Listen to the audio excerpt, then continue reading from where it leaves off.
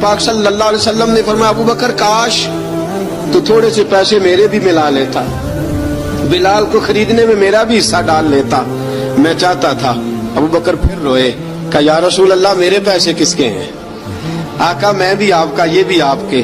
جناب سیدنا بلال حبشی رضی اللہ تعالیٰ عنہ کی طرف حضور نے دیکھا تو فرمایا بلال آ یار ذرا سینے سے تو لگ جا۔ اب حضرت بلال دوڑے، جب رسول پاک کے سینے سے لگے تو ایک جملہ میرے محبوب کی زبان سے فرمایا بلال تو نے بڑی سختیاں برداشت کی ہیں، تجھے میرا اللہ ہی جزا عطا فرمائے گا، تو نے بڑے دکھ دیکھے ہیں۔ اب سیدنا بلال تڑپے، رسول پاک صلی اللہ تعالی علیہ وسلم بھی روئے۔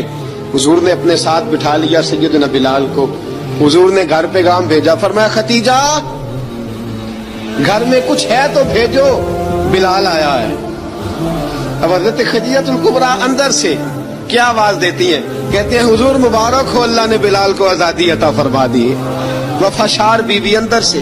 اب حضرت سیدنا زینب رضی اللہ تعالی عنہا میرے محبوب کی شہزادی، چھوٹی سی عمر ہے، ایک برتن کے اندر کھجوریں لے کے آئیں، ایک برتن میں کھجوریں۔ اب لا کے جب کھجوریں رکھی نا تو سیدنا صدیق اکبر نے ہاتھ بڑھایا کھجوریں اٹھانے کے لیے تاکہ میں دوں۔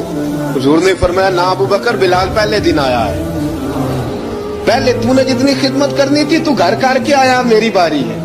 حضرت بلال حبشی فرماتے ہیں کائنات میں نے اتنا پیار کبھی دیکھا ہی نہیں تھا، 30 سال سے زیادہ میری عمر تھی، مجھے تو کبھی کسی نے پاس بٹھا کے کھانا کھلایا ہی نہیں۔ فرماتے ہیں رسول پاک سخت کھجوریں سائڈ پہ کرتے، اندر سے نرم کھجور نکالتے، اس کھجور سے تھوڑا سا چھلکا جدا کرتے، فرماتے ہیں پھر اس کو توڑتے، اس کے اندر سے وہ گٹلیاں اتار کے حضور ایک سائڈ پہ کرتے، وہ نرم کھجور رسول جب میری طرف بڑھاتے، حضرت بلال فرماتے ہیں بھوک تو بڑی تھی لیکن آج بھوک ساری بھول گئی تھی، آج مجھے یوں لگتا تھا جیسے میں زمین پہ نہیں عرش کی بلندیوں پہ بیٹھا ہوا ہوں، آج لگتا تھا کائنات کی ساری نعمتیں، ساری رحمتیں، سارا کرم، ساری عطا، سارا فضل، ساری عنایتیں میری جھولی میں گر گئی ہیں۔ فرماتے ہیں رسول پاک صلی اللہ تعالی علیہ وسلم نے مجھے بڑے محبت سے بٹھایا، حضور علیہ السلام نے محبت سے کھلایا، دودھ پلایا، فرماتے بڑا پیار کر کے نا تو جناب سیدنا صدیق اکبر نے کہا حضور بلال کی ڈیوٹی کیا ہوگی؟